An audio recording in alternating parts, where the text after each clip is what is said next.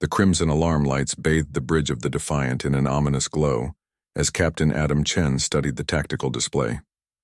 Across the void of space, the Overlord Armada stretched like a metallic plague across the starfield. 10,000 vessels of impossible geometry, their dark hulls pulsing with the alien energy that had subjugated half the galaxy. "Still think we're insane for being here?" Adam asked, glancing at his tactical officer, Lieutenant Mahin Rashid, whose fingers danced across her console with practiced precision. Mahin's dark eyes reflected the starlight streaming through the viewports. "Insane, definitely. But that's what makes us human." She paused, her voice carrying the weight of their desperate mission. "The Overlords never understood that about us. We don't know when to quit." 3 months ago, the Galactic Council had surrendered to the Overlords without firing a single shot. The ancient species had swept through civilized space like a tide of inevitability, their technology so advanced that resistance seemed futile. Worlds that had stood for millennia fell within days, their populations either enslaved or simply erased. But they hadn't counted on humanity. "Incoming transmission from the Overlord flagship," reported Ensign Torres from the communications station. "They're demanding our surrender." Adam straightened in his command chair. "Put it through." The main screen flickered, revealing the imposing form of Overlord Prime Zethkar. The alien's features were sharp angles and shadows, its voice a harmonic resonance that seemed to bypass the ears and speak directly to the mind. "Humans," the voice echoed through the bridge, carrying undertones of contempt and curiosity. "You are the last. Your pathetic fleet of 300 vessels against our infinite might. Surrender and we will grant you the mercy of quick extinction." Adam stood, his uniform bearing the scars of a dozen battles.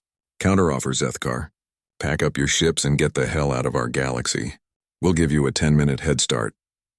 The Overlord's expression, if it could be called that, shifted to what might have been amusement. "You jest in the face of annihilation? This is why you intrigue us, humans. Every other species begged or bargained. You alone choose defiance." "It's not defiance," Mahin interjected, rising from her station. "It's hope. Something you parasites wouldn't understand." The alien's attention shifted to her. "Explain this hope, human female." Mahin stepped forward, her voice steady despite the weight of 10,000 enemy ships bearing down on them. "Hope is looking at impossible odds and finding a way anyway. Hope is believing that tomorrow can be better than today no matter how dark today seems. You've conquered the galaxy because every other species calculated their chances and surrendered to logic." She gestured to the tactical display, showing their tiny fleet surrounded by the Overlord Armada. "We humans? We've never been particularly logical." "Fascinating," Zethkar mused. "And what do you hope to accomplish with your 300 primitive vessels?" Adam smiled grimly. "Simple. We're going to do something no one else in this galaxy has ever done. We're going to make you bleed." The transmission cut and the bridge fell silent except for the hum of the ship's systems. In the distance, the Overlord fleet began to move, their formation shifting like a living thing preparing to strike. "All ships, this is Captain Chen," Adam broadcast to the human fleet. "Today we show the galaxy what humanity stands for. We don't fight because we can win. We fight because it's right. All vessels implement Operation Prometheus." Mahin's fingers flew across her console as she coordinated the fleet's desperate gambit. 300 ships against 10,000. But these 300 carried something the Overlords had never encountered. The collective ingenuity of a species that had clawed its way up from caves to stars through sheer bloody-minded determination. "Prometheus devices armed and ready," she reported. "All ships confirm readiness." The Prometheus Project, humanity's final card. Not a weapon in any conventional sense, but something far more dangerous to beings who believe themselves gods. An idea given form. "Execute," Adam commanded. Across the human fleet, strange devices activated. Not bombs or missiles, but transmission arrays of impossible complexity. In an instant, they broadcast across every frequency, every quantum channel, every subspace relay in the galaxy. Not a message of surrender or plea for help, but something far more subversive. They transmitted the story of humanity itself. Every struggle, every triumph against impossible odds, every moment when humans had chosen to stand rather than kneel. The defeats at Thermopylae that inspired victories at Normandy. The failures that became foundations for future success. The simple, radical idea that free will was worth any price.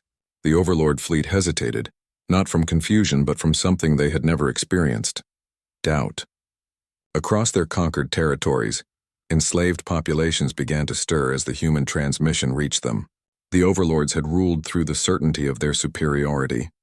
But humanity had introduced something more powerful than any weapon: questions. Impossible. Zethkar's voice crackled over emergency channels. What have you done? We've reminded the galaxy what they gave up, Adam replied as overlord ships began firing wildly, no longer coordinated. We've shown them that surrender is a choice, not an inevitability. The human fleet charged forward, their vessels dwarfed by the alien juggernauts, but moving with purpose the overlords couldn't match. Ship after ship fell, but each loss only seemed to strengthen their resolve. Maheen watched as the Defiant's sister ship Indomitable rammed an overlord dreadnought, taking both vessels in a brilliant explosion. Look at the enemy formation, she called out. They're falling apart. She was right.